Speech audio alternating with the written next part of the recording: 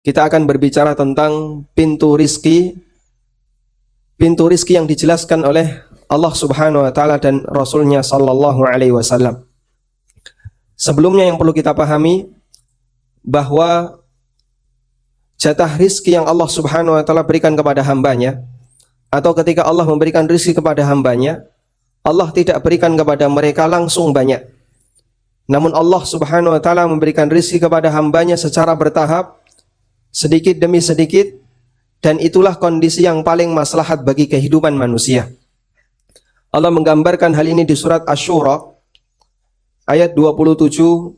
Allah berfirman, "Walau basatallahu ar-rizqa li'ibadihi labaghaw fil ard walakin yunazzilu biqadarin ma yasha."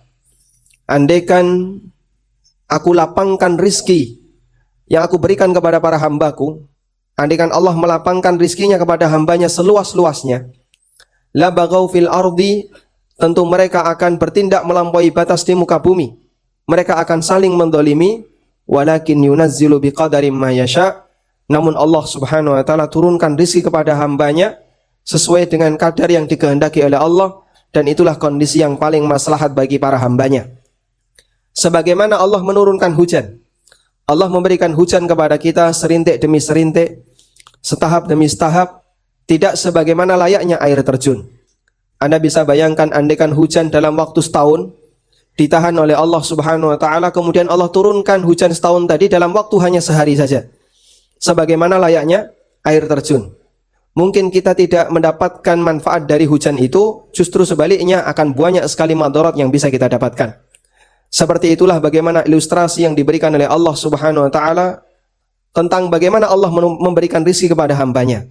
Allah berikan secara bertahap, Allah berikan secara sedikit demi sedikit, yang itu adalah kondisi yang paling maslahat bagi para hambanya. Karena itulah hadirin yang kami hormati, dalam Al-Quran Allah mencela anggapan sebagian orang bahwa dengan banyak harta berarti disayang Allah, dan sebaliknya ketika orang hidupnya penuh dengan kemiskinan, penuh dengan musibah baik dari sisi ekonomi maupun yang lainnya, berarti dia dibenci oleh Allah Subhanahu wa taala.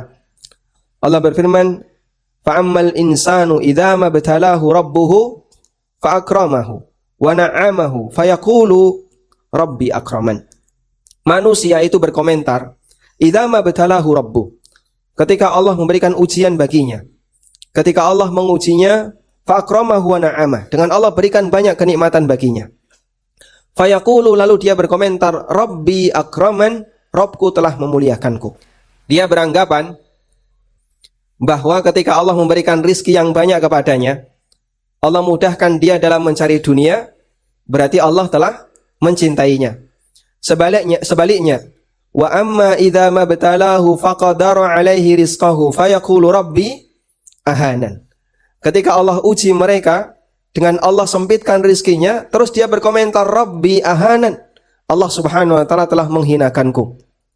Kemudian Allah jawab dengan Allah nyatakan, kalla, tidak seperti itu. Tidak seperti itu anggapan yang benar. Allah Subhanahu wa taala mengingkari komentar manusia yang mereka menjadikan standar cinta dan bencinya Allah kepada hambanya dengan adanya dunia. Karena itulah jamaah yang dimulakan Allah Subhanahu wa taala, pembeda rasa cinta Allah kepada hambanya bukanlah masalah ketika Allah memberikan rizki kepadanya. Maka Nabi SAW pernah menyebutkan dalam hadis riwayat Ahmad, innallaha yu'tid dunya liman yuhibbu wa man la yuhib. Allah berikan dunia ini kepada siapa saja, baik yang Allah cintai maupun yang tidak Allah cintai. Wala yu'tid dina illa liman yuhib. Namun Allah Subhanahu wa taala hanya akan memberikan agama itu kepada orang yang dia cintai. Sehingga batasan cintanya Allah Subhanahu wa taala yang itu diwujudkan dalam bentuk pemberian Allah kepada hamba, bukan bentuknya harta dan kemudahan dalam mencari rizki. Namun cintanya Allah Subhanahu wa taala yang diwujudkan dalam bentuk pemberian di dunia kepada hambanya, bentuknya adalah Allah berikan pemahaman kepada agama. Karena itulah jamaah yang dimulakan Allah, kalau kita belajar tentang pintu rizki, maka yang muncul dalam diri kita jangan sampai anggapan bahasanya ketika saya mendapatkan pintu rizki yang seluas-luasnya berarti Allah mencintai saya, atau sebaliknya, Ketika saya berusaha untuk mendekat kepada Allah, ternyata pintu rezeki saya kurang luas, berarti Allah Subhanahu wa taala membenci saya. Anggapan semacam ini telah dibantah oleh Allah Subhanahu wa taala. Kemudian jamaah yang dimuliakan Allah Subhanahu wa taala, yang namanya kaya miskin dalam kehidupan manusia itu siapa yang menentukan? Kaya miskin itu pilihan manusia ataukah pilihan Allah? Kita jadi kaya, kita jadi miskin, siapa yang memilihkan? Allah, bukan kita. Saya sangat yakin andaikan kita yang disuruh milih. Kita disuruh milih, coba kamu ingin jadi hamba yang taat, ingin jadi orang kaya yang bersyukur ataukah miskin yang sabar, saya nggak butuh jawaban dari Bapak Ibu. Karena semuanya pasti akan menjawab kaya yang bersyukur. Cuman yang jadi masalah, ketika kita memilih kaya, ternyata Allah pilihkan miskin. Hamba yang beriman, dimanapun posisi dia, baik dia di posisi A maupun di posisi B, di posisi depan maupun belakang, dia bisa bersikap yang terbaik. Karena Allah Subhanahu wa taala memberikan ibadah kepada para hambanya sesuai dengan potensinya. Karena itu baik kaya maupun miskin secara zatnya tidak terpuji dan tidak tercela dalam syariat. Namun yang menyebabkan orang itu terpuji dan tercela adalah bagaimana dia menyikapinya. Allah Maha Adil. Allah memberikan ibadah bagi orang kaya ibadah tertentu, bagi orang miskin juga ada ibadah tertentu. Syukur ibadahnya orang kaya, miskin ibadahnya orang yang, atau sabar ibadahnya orang yang miskin. Sehingga bagi seorang mukmin yang lebih penting bukan memikirkan kaya miskin, tapi yang lebih penting adalah memikirkan sikap apa yang bisa saya lakukan ketika saya di posisi ini. Sementara yang menentukan posisi itu adalah Allah Azza wa Jalla. Karena itulah jamaah yang dimuliakan Allah Subhanahu wa taala, kaya dan miskin bagi kita kembalikan kepada Allah Subhanahu wa taala. Selanjutnya yang harus kita lakukan adalah saya harus bagaimana dan apa yang harus saya lakukan. Pernah ada sedikit diskusi atau perbedaan pendapat antar sesama para sahabat yang itu dialami oleh Abu Darda dengan sahabat Hasan bin Ali radhiyallahu taala anhum ajma'in. Abu Darda radhiyallahu an pernah mengatakan, al-faqru ahabbu ilayya minal ghina wal maradu ahabbu ilayya minas sihhah. Kefakiran lebih saya sukai dibandingkan jadi orang kaya. Jadi orang yang sakit-sakitan lebih saya sukai dibandingkan jadi orang yang sehat walafiat. Artinya Abu Darda itu kalau dikasih pilihan, Anda ingin menjadi orang kaya bersyukur atau miskin yang sabar, Abu Darda terdepan menjadi orang yang miskin bersabar. Beliau tidak ingin menjadi orang yang kaya yang bersyukur. Andaikan pilihannya ada di tangannya. Kenapa sampai beliau lebih memilih yang seperti ini? Jadi orang miskin sakit-sakitan.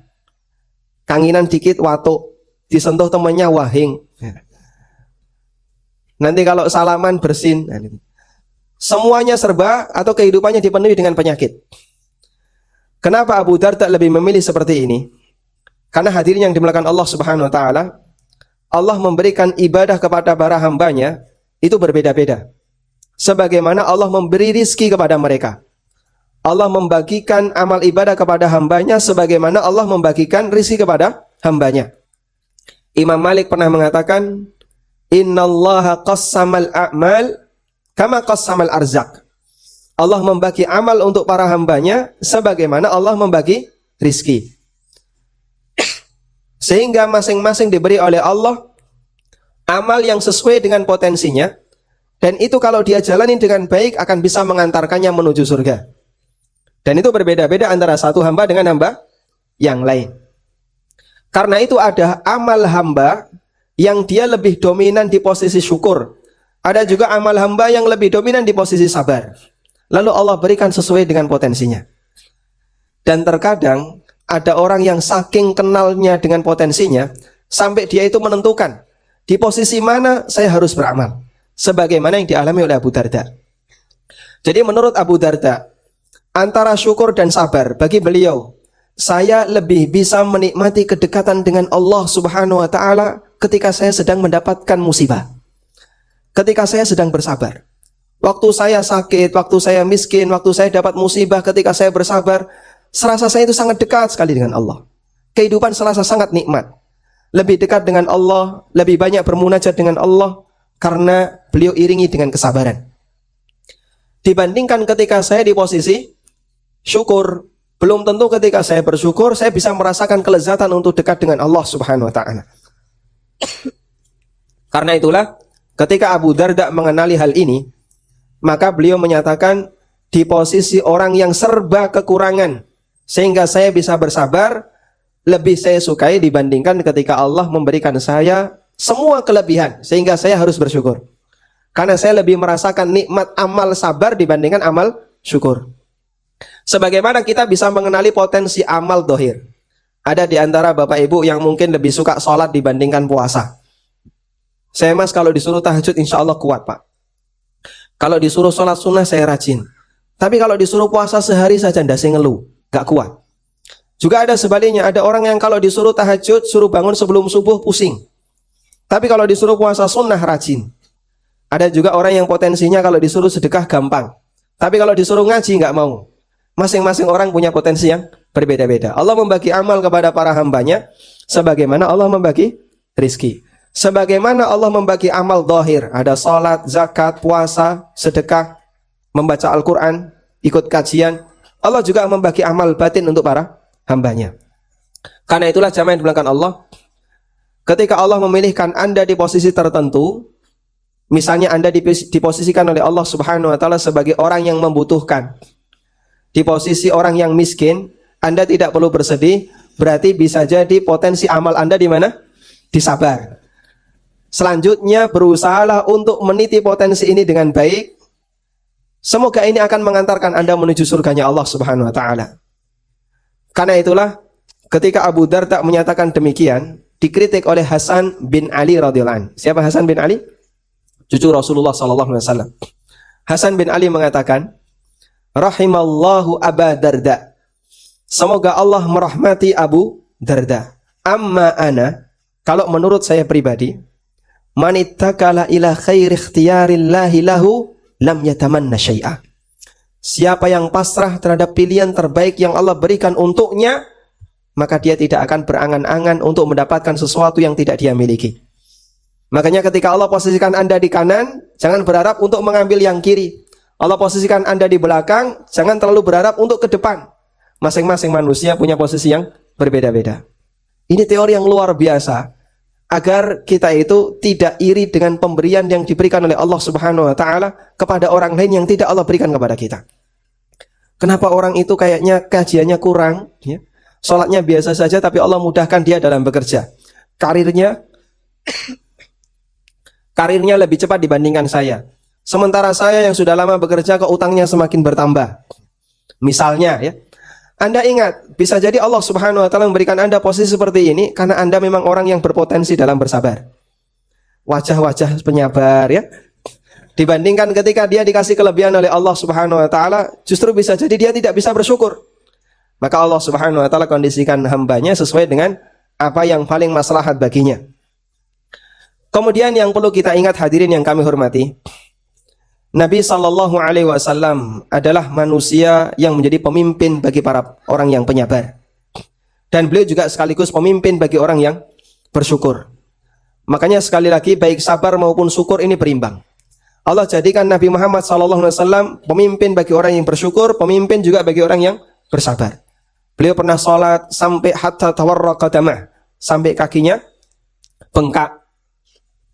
Kemudian disampaikan kepada Aisyah, atau kemudian Aisyah radhiyallahu anha mengkritik, memberikan saran kepada Nabi SAW, ya Rasulullah, kenapa enggak istirahat? Bukankah Allah Subhanahu wa taala telah mengampuni dosa Anda yang telah lalu dan yang akan datang? Lalu kemudian Nabi SAW mengatakan, afalam akunu abdan syakura. Afalam akun abdan syakura. Bukankah saya layak untuk menjadi hambanya yang bersyukur? Nabi SAW juga memiliki banyak kekurangan dari sisi ekonomi, dan beliau berusaha untuk sangat bersabar. Dalam sebuah riwayat yang sering kita dengarkan dari Umar bin Khattab radhiyallahu anhu, beliau pernah berkunjung ke rumahnya Nabi SAW. Dan waktu itu Nabi SAW baru saja bangun dari tidur siang. Kemudian Umar mengatakan, fara'aitu atharal hasiri fi jambihi fabakaitu. Aku melihat bekas tempat tidur Nabi Shallallahu Alaihi Wasallam di punggung beliau, sampai aku menangis. Berarti Nabi Shallallahu Alaihi Wasallam tidur dengan alas benda yang keras, sampai aku menangis. Kemudian beliau bertanya, "Mayu bekika? Apa yang membuatmu menangis, wahai Umar?" Fakultu, kemudian Umar mengatakan, "Ya Rasulullah, inna Kisra wa Kaisar fima huma fihi." Raja Kaisar Romawi, Raja Kisra Persia, mereka mendapatkan layanan yang luar biasa. Hidupnya serba dengan dipenuhi harta. Mereka bisa tidur dengan sangat nyaman, dengan sangat nyenyak di kasur yang empuk. Hadirin yang kami hormati, Nabi SAW penguasa setengah dunia. Setengahnya milik negara muslim, setengahnya milik orang kafir, kan gitu ya. Beliau penguasa, Kaisar penguasa, Kisra penguasa. Tidur Nabi SAW dengan tidurnya mereka berbeda. Tapi ketika Umar membandingkan seperti ini, apa yang beliau katakan? Beliau mengatakan, "Ama tarda in kana lahumud dunya walanal akhirah." Tidakkah kamu ridha, wahai Umar, kalau mereka hanya dapat dunia, sementara kita akan mendapatkan akhirat? Sehingga ketika kita dimotivasi atau ada orang yang kemudian mengkritik, "Kamu kok hidupnya seperti ini saja? Coba lihat tetanggamu yang kafir, dia megah rumahnya, atau dia karirnya bagus." Atau terkadang membandingkan antara potensi asing dengan pribumi. Nah, perekonomian kita dikuasai oleh orang asing. Nah, di antara kalimat motivasi yang perlu kita tekankan dalam batin kita, kita tidak merasa rugi ketika mereka punya dunia sementara kita punya akhirat. Meskipun bukan berarti ini kita tidak mengharapkan kaum muslimin agar maju dari sisi ekonomi, bukan. Namun agar kita tidak terlalu bersedih dalam hati kita karena masalah kondisi perekonomian kita. Dan jamaah di belakang Allah, hadis ini merupakan bukti bahwa kondisi tidak nyaman ketika di dunia semuanya akan digantikan oleh Allah ketika di akhirat. Sehingga ketika di dunia barangkali dalam kondisi kemiskinan, dalam kondisi kesusahan, Allah Subhanahu wa taala kelak akan memberikan ganti yang jauh lebih sempurna. Ini sebagaimana juga disebutkan dalam hadis yang lain dari Abu Nuaim.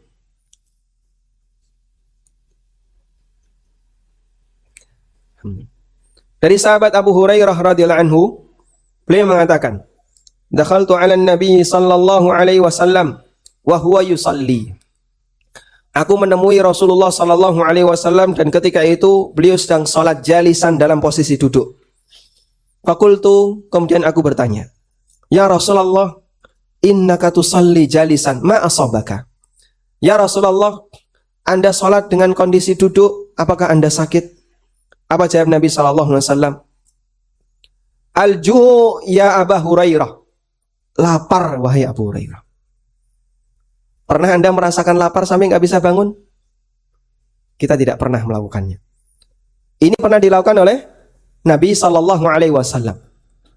Beliau merasakan lapar yang luar biasa sampai nggak kuat bangun. Karena kalau bangun semakin sakit, semakin sakit. Sehingga beliau ketika sholat duduk. Beliau nggak kuat untuk bangun. "Al-ju' ya Abu Hurairah." Saya lapar, wahai Abu Hurairah. Kita masya Allah, semua kebutuhan pangan tidak ada yang kurang. Bahkan sampai pun ketika kita puasa, menjelang berbuka belum terasa lapar. Karena puasa kita cuma mindah jam makan saja. Biasanya sarapan jam 6 digeser jam 4. Biasanya makan siang jam 1 misalnya atau jam 12 digeser waktu maghrib. Secara kuantitas sama, 3 kali dalam sehari. Cuman waktunya yang berbeda. Tayyib. Hadirin yang kami hormati, ketika Nabi Shallallahu Alaihi Wasallam dalam kondisi seperti ini, Abu Hurairah menangis. Fabaka itu. Faqala la tabki ya Abu Hurairah. Kemudian beliau mengatakan, kamu tidak perlu menangis wahai Abu Hurairah. Fa inna shiddatal hisabi yaumal qiyamah la tusibul ja'i'a idha ihtasaba fi darid dunya. Karena kerasnya hisab di hari kiamat tidak akan dihadapi oleh mereka yang pernah lapar ketika di dunia. Coba sesekali kita mengalami suasana seperti ini, dikondisikan betul. Jadi memang dibuat lapar.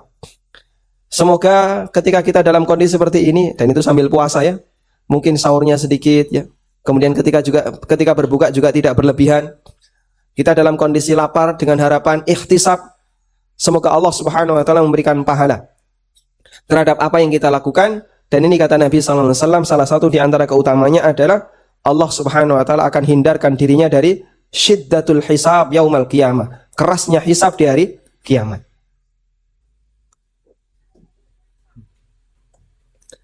Kemudian hadirin yang kami hormati, kita juga perlu memahami bahwa rizki yang Allah berikan kepada para hambanya itu tidak satu tingkatan. Namun rizki itu bertingkat-tingkat. Ada rizki yang dipuji oleh syariat, dan ada rizki yang dihinakan oleh syariat. Yang saya maksud rizki di situ adalah penghasilan yang didapatkan oleh manusia. Ada penghasilan kita yang dipuji oleh syariat, dan ada penghasilan kita yang dihinakan oleh syariat. Meskipun semuanya halal. Di sini saya berbicara tentang masalah yang halal. Apa ada harta halal yang tidak bermartabat? Ini disebutkan dalam hadis riwayat Muslim. Nabi SAW pernah mengatakan, wa ujratul hajjam khabithun. Upah tukang bekam adalah khabith. Padahal upah tukang bekam hukumnya apa? Halal. Meskipun halal tapi disebut oleh Nabi SAW dengan khabith. Artinya upah tukang bekam adalah sesuatu yang hina secara syariat. Meskipun statusnya halal. Kemudian ada juga harta halal yang dipuji oleh Allah Subhanahu wa taala. Dia menjadi harta yang bermartabat. Sebagaimana disebutkan dalam hadis riwayat Ahmad. Ketika Nabi SAW memuji sahabat Amr ibn al-As radhiyallahu anhu. Amr radhiyallahu anhu pernah dikasih harta rampasan perang oleh Nabi SAW. Namun Amr menolaknya. Karena beliau seorang panglima dan berhasil mengalahkan musuh. Tapi ketika dibagi ghanimah, Amr menolaknya. Tapi Nabi SAW tetap meminta Amr untuk mengambilnya. Lalu beliau mengatakan, khudh ya Amr, ambillah wahai Amr, ambil wahai Amr, fa innal mala salih, fa inna ni'mal mala salih lirrajuli salih. Karena sesungguhnya harta yang terbaik adalah malus salih yang dipegang oleh ar-rajulus salih. Harta yang saleh di tangan orang yang saleh. Ini luar biasa, Pak. Hartanya saleh, pemiliknya saleh. Sehingga harta ini di samping berkah, harta ini juga digunakan untuk sesuatu yang sama sekali tidak ada mengandung dosa.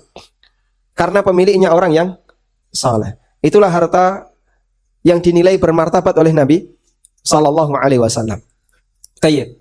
Kemudian apa yang dimaksud dengan al-malus saleh, harta yang saleh? Harta yang saleh adalah harta yang didapatkan dengan cara yang halal. Dan yang kedua, ketika dia mendapatkannya, dia mencarinya tidak diiringi dengan perasaan terlalu bernafsu. Sehingga bagi dia ketika mendapatkannya, tidak diiringi perasaan terlalu bernafsu untuk mendapatkannya. Tapi bisa khawati nafsin, dia dapatkan harta itu dengan perasaan yang nyaman. Maka dia pada saat jual beli tidak terlalu memaksakan konsumennya untuk beli. Ketika dia bekerja tidak terlalu memaksakan diri untuk mendapatkan penghasilan. Tapi dia dapatkan dengan cara yang nyaman. Itulah al-malus saleh. Sebagaimana Amr ibn al-As radhiyallahu an, pada saat beliau mendapatkan harta dikasih oleh Nabi SAW dan ditolak oleh Amr. Beliau merasa tidak putu. Dan beliau tidak bernafsu untuk mendapatkannya. Namun karena ini haknya panglima, sebagai salah satu anggota yang ikut perang, maka tetap diberikan oleh Rasulullah sallallahu alaihi wasallam. Tayyib. Kemudian jamaah di belakang Allah Subhanahu wa taala, muqaddimah berikutnya yang perlu kita pahami tentang masalah pintu rizki. Bahasanya hakikat dari rizki itu ada dua. Hakikat dari rizki itu ada dua. Yang pertama hakikat kauni, yang kedua hakikat syar'i. Hakikat rizki secara kauni dan hakikat rizki secara syar'i. Apa maksudnya hakikat rizki secara kauni? Maksud hakikat rizki secara kauni adalah rizki sejatinya yang bisa kita miliki. Hakikat rizki secara kauni, yaitu rizki sejatinya yang kita miliki ketika di dunia. Ini disebutkan oleh Nabi SAW dalam hadis riwayat Muslim. Rasulullah sallallahu alaihi wasallam pernah bersabda, yaqulu ibnu Adam, mali, mali, mali. Manusia selalu terobsesi untuk merebut hartaku, hartaku, dan hartaku. Sehingga dia berusaha bagaimana untuk bisa mendapatkan harta yang sebanyak-banyaknya. Lalu kemudian Nabi SAW berkomentar, wa hal laka mim malika ya ibna Adam illa ma akalta fa'afnaita wa ma labista fa'afnaita fa'ablaita wa ma tasaddaqta fa'amdaita.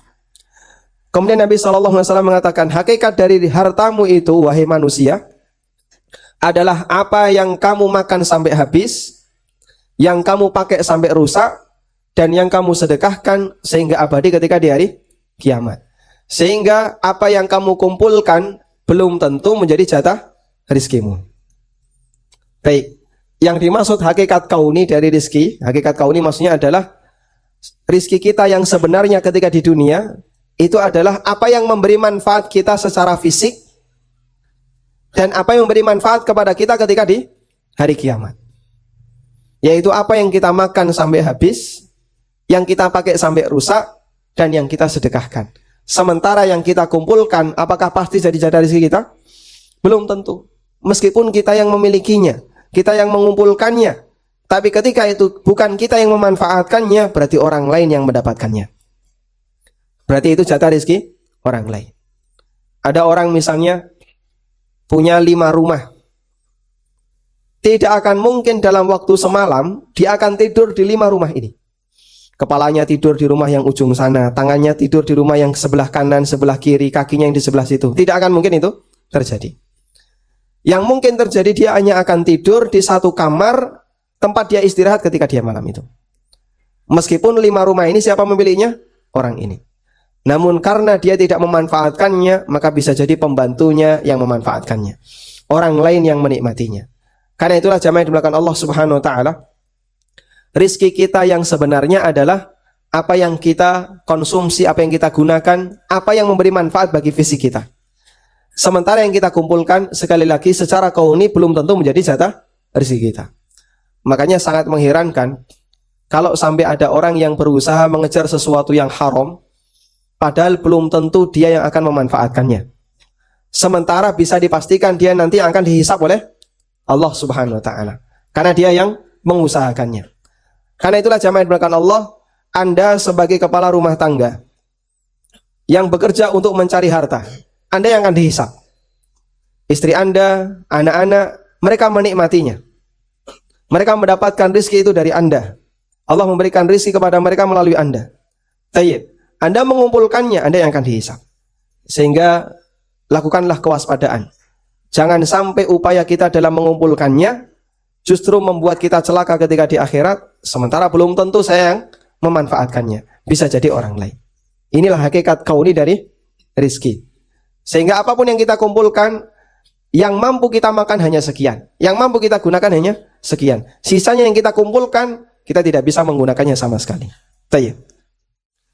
Alhamdulillah, hamdan katsiran tayyiban mubarakan fih, mubarakan alaihi kama yuhibbu rabbuna wa yardah. Wa ashhadu an la ilaha illallah wahdahu la syarika lah, wa ashhadu anna Muhammadan abduhu wa rasuluh. Salawatu rabbi wa salamu alaihi wa ala alihi wa sahbihi wa man tabi'ahum bi ihsanin ila yaumiddin. Dari pengertian yang tadi kita sampaikan, bahwa hakikat rizki secara kauni, hakikat rizki secara kauni adalah apa yang bermanfaat bagi fisik kita ketika di dunia. Maka dari sini kita bisa memberikan turunan kaidah ini. Sehebat apapun kekayaan seseorang, sebanyak apapun penghasilannya, tidak akan mampu melampaui jatah rizkinya. Sehingga Anda mau berpenghasilan 10 juta per bulan, 100 juta per bulan, sekian puluh juta per bulan, dengan yang berpenghasilan 1 juta per bulan, yang dimakan tetap volumenya sama, tidak akan mampu melebihi dari volume lambung yang dia miliki. Yang dia pakai tidak akan melebihi dari sekian baju yang dia kenakan. Makanya Allah Subhanahu wa taala menegaskan bahwa sekaya apapun manusia, semiskin apapun orang, tidak akan mampu melampaui jatah rizkinya. Sebanyak apapun penghasilannya tidak akan melebihi dari jatah rizkinya. semiskin apapun dia juga tidak akan mengurangi jatah rizkinya. Itu bagian dari turunan pemahaman kita bahwa yang namanya rizki adalah apapun yang bermanfaat bagi diri kita ketika di dunia. Dan itulah hakikat rizki secara apa? Kauni, secara takdir. Kemudian berikutnya, jenis hakikat rizki yang kedua adalah hakikat rizki secara syar'i. Hakikat rizki secara syar'i maknanya adalah rizki yang menghasilkan pahala ketika di hari kiamat. Sehingga rizki sejatinya bagi kita secara syariat adalah rizki yang kita gunakan untuk ketaatan kepada Allah Subhanahu wa ta'ala. Sementara rizki yang tidak kita gunakan untuk ketaatan, itu bukan hakikat rizki secara syariat. Karena kalau sebatas apa yang kita makan, apa yang kita gunakan, semua juga dimiliki oleh manusia yang lainnya. Tidak ada bedanya antara muslim dengan kafir. Muslim makan, kafir juga makan. Muslim berpakaian, kafir juga berpakaian. Bahkan tidak ada bedanya antara kita dengan binatang. Karena mereka juga mendapatkan rizki yang bermanfaat bagi fisiknya ketika di dunia. Karena itulah pembeda rizki yang dimiliki oleh seorang muslim dengan rizki yang dimiliki oleh selain muslim adalah ketika rizki bagi seorang muslim itu bisa menghasilkan manfaat berupa pahala di akhirat. Makanya Nabi SAW bersabda dalam hadis yang diriwayatkan oleh Bukhari, Rasulullah SAW mengatakan, "Man sarrahu ayyubsata lahu fi rizqih wa yunsa'alahu fi atharih falyasil rahimah." Siapa yang ingin agar rizkinya diluaskan oleh Allah dan usianya dipanjangkan oleh Allah, maka lakukanlah silaturahmi. Apa maknanya? Bukankah jatah rizki kita telah ditetapkan oleh Allah? Bukankah usia kita sudah diputuskan oleh Allah Subhanahu wa ta'ala? Bahkan sebelum kita dilahirkan, sejak kita berusia berapa, Pak? 4 bulan dalam rahim ibu kita, Allah mengutus seorang malaikat, fayu'maru bi arba'i kalimatin. Kemudian Allah perintahkan malaikat ini untuk mencatat 4 takdir.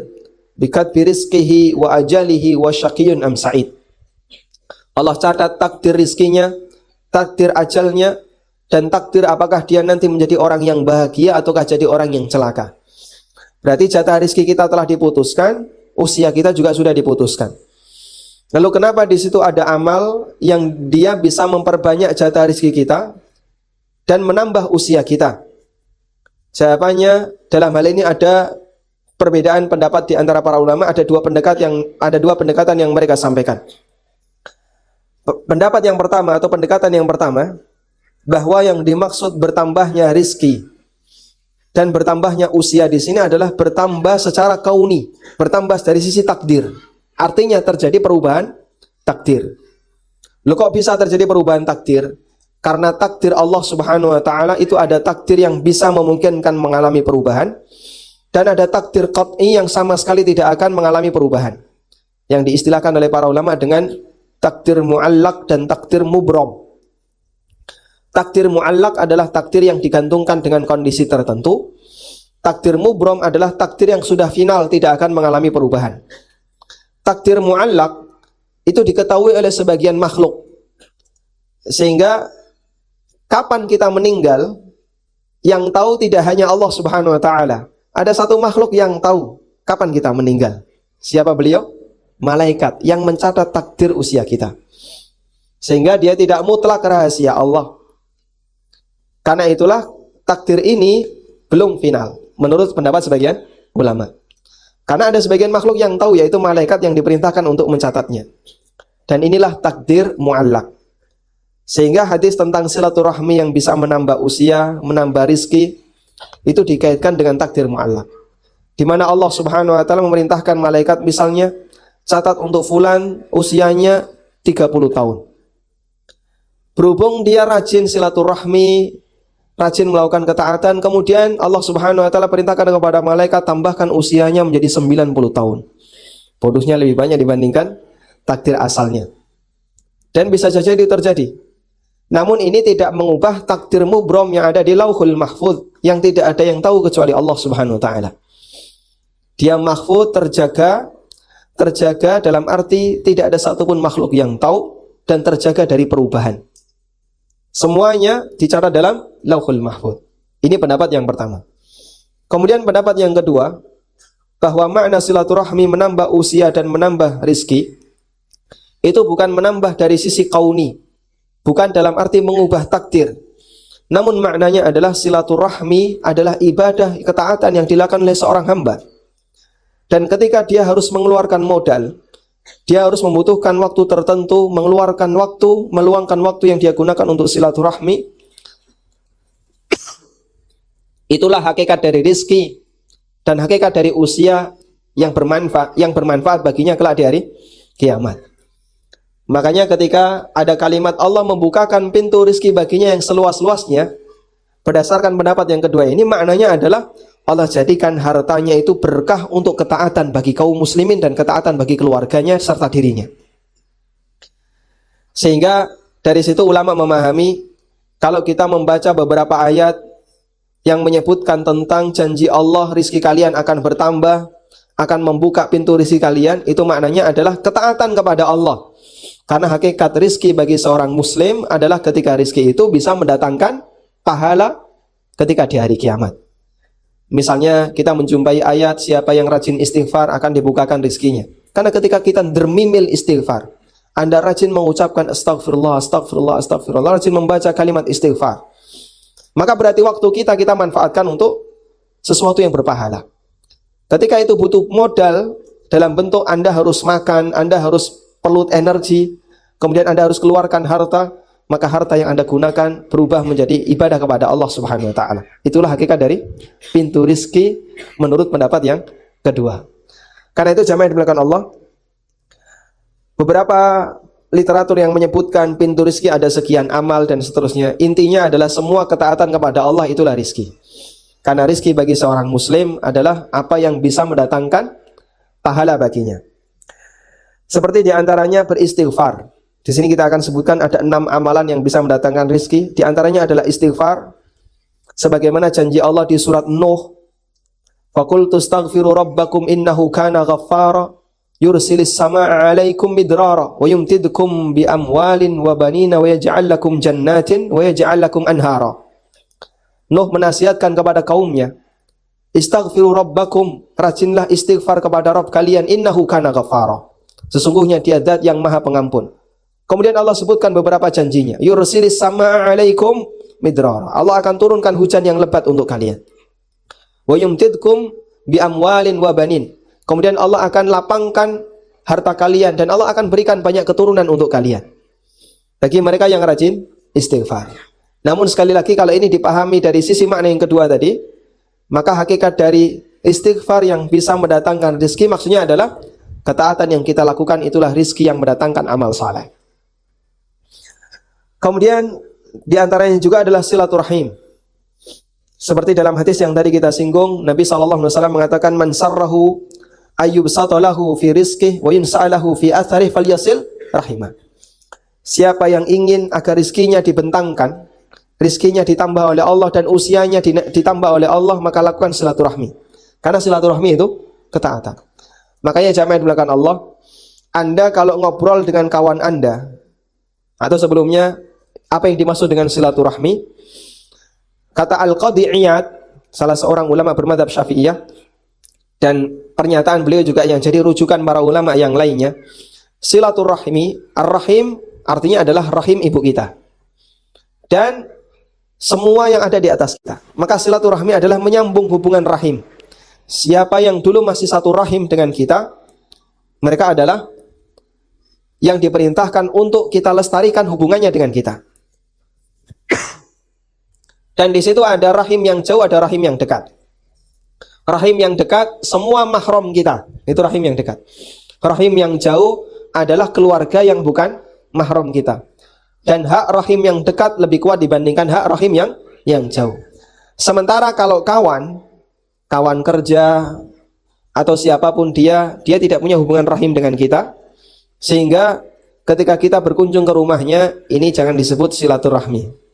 Mungkin lebih layak ini diistilahkan dengan ziarah. Ziarah orang yang hidup, bukan ziarah kubur. Karena memang dalam bab pembahasan seperti ini, berkunjung ke sesama muslim, itu disebut oleh para ulama dengan ziarah, bukan silaturahmi. Dia tidak punya hubungan rahim dengan kita. Kan kita satu ibu, yaitu Hawa, ya terlalu jauh kalau kayak gitu. Berarti Anda keturunan Nabi Adam. Tayyib. Hadirin yang kami hormati, karena itu kalau bisa ketika kita ngobrol dengan kawan kita, jangan sampai lebih betah dibandingkan ketika kita ngobrol dengan rahim kita atau dengan kerabat kita.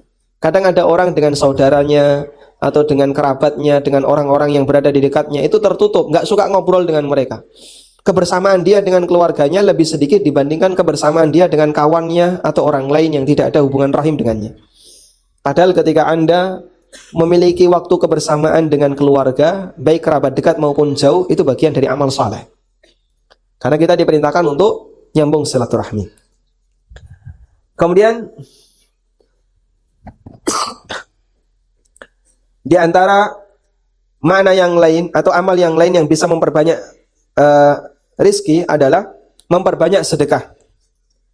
Seperti firman Allah di surat Saba ayat yang ke-39, Allah berfirman, "Qul inna rabbi yabsutur rizqa liman yasha'u min ibadihi wa yaqdiru lah wa ma anfaqtum min syai'in fa huwa yukhlifuhu wa huwa khairur raziqin."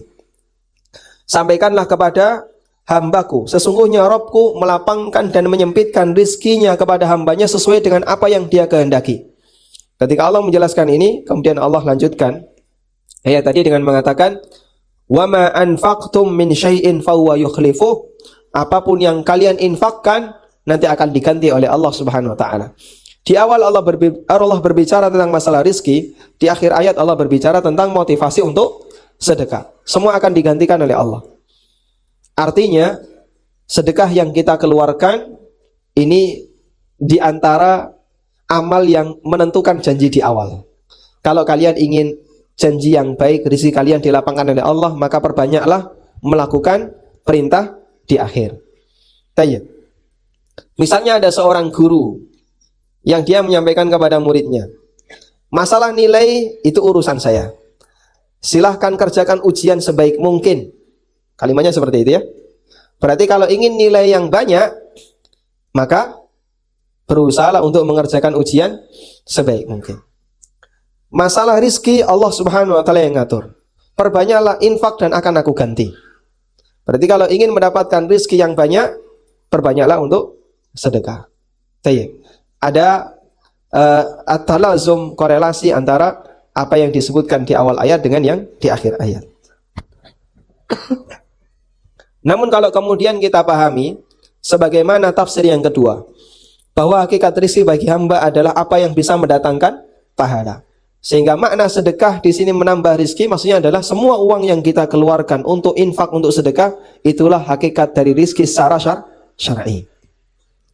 Kemudian amal berikutnya adalah bertakwa kepada Allah, sebagaimana yang Allah sebutkan di surat At-Talaq, "Wa may yattaqillaha yaj'al lahu makhraja wa yarzuqhu min haitsu la yahtasib." Ayat yang sangat ma'ruf. Siapa yang bertakwa kepada Allah akan Allah kasih jalan keluar baginya. Dan yang dimaksud bertakwa di sini adalah berusaha untuk mengikuti aturan Allah pada saat manusia mengalami kondisi yang mungkin sangat terjepit baginya. Pada saat dia berhadapan dengan harta yang haram, dia bertakwa kepada Allah. Dia mengalami kesulitan, tidak bisa masuk kecuali pakai nyogok, dia bertakwa kepada Allah. Kalau dia bertakwa kepada Allah, Allah kasih solusi, Allah kasih jalan keluar yang lebih baik dibandingkan ketika dia tidak sabar kemudian melanggar aturan. Bahkan Allah tambahkan, wa yarzuqhu min haitsu la yahtasib. Allah berikan rezeki kepadanya dari arah yang tidak diduga-duga. Karena itulah dengan bertakwa kepada Allah Subhanahu wa taala, maka Allah Subhanahu wa taala akan mencintai hambanya, kemudian Allah mudahkan urusan hambanya. Kemudian yang berikutnya, amal yang keenam adalah dengan banyak meminta kepada Allah, berdoa kepada Allah agar kita dimudahkan rezeki kita. Atau amal yang kelima. Yang kelima, banyak berdoa memohon kepada Allah tambahan rezeki. Karena baik dan banyaknya rezeki hamba ditentukan oleh Allah. Nabi SAW mengajarkan beberapa doa. Misalnya setelah salam sholat subuh membaca apa Pak? Allahumma inni as'aluka ilman nafi'a wa rizqan thayyiba wa amalan mutaqabbala. Beliau juga meminta kepada Allah Subhanahu wa taala, Allahumma kfini bihalalika an haramika waghnini bifadlika amman siwa. Ya Allah, cukupkan untukku hanya mengambil yang halal saja. Dan jadikan ini sebagai prinsip. Prinsip itu kita wujudkan dalam doa. Jangan sampai ada sesuatu yang haram masuk dalam harta saya. Kemudian amal yang keenam adalah melakukan haji dan umrah. Sebagaimana Nabi SAW pernah menyebutkan dalam hadis riwayat Nasa'i, Turmudi dan yang lainnya. Dan statusnya hadis yang sahih. Beliau mengatakan, tabi'u bainal haji wal umrati fa innahuma yanfiyanil faqra wadh-dhunuba kama yanfil kirul khabatha al hadid. Ikutilah kegiatan haji dan umrah dengan haji dan umrah berikutnya. Jadi mereka yang sudah pernah haji, sudah pernah umrah, jangan berhenti sampai di situ. Miliki tekad untuk bisa berangkat lagi. Dan alhamdulillah secara umum kaum muslimin punya semangat seperti ini. Kemudian Nabi SAW mengatakan, sesungguhnya haji dan umrah itu bisa mengikis kefakiran, membersihkan kefakiran, sebagaimana Al-kir itu apa? Blower yang dipakai oleh pandai besi. Alat peniup yang digunakan untuk pandai besi.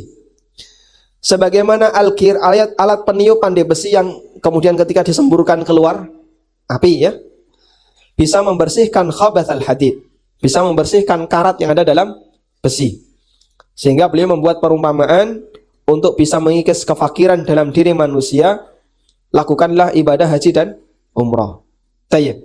Namun sekali lagi hadirin yang kami hormati, kalau kemudian ini kita pahami sebagaimana makna yang tadi, bahwa hakikat dari rezeki hamba adalah apa yang bisa mendatangkan pahala, maka setiap kegiatan yang membutuhkan modal dan dia bentuknya amal saleh, itulah hakikat rezeki yang nantinya akan abadi ketika di hari kiamat. Wallahu ta'ala alam. Demikian yang bisa kita sampaikan sebagai muqaddimah. Semoga teori yang sederhana ini bisa kita pahami. Wassallallahu ala nabiyyina Muhammadin wa ala alihi wa sahbihi wa sallam wa akhiru da'wana anil hamdulillahi rabbil alamin.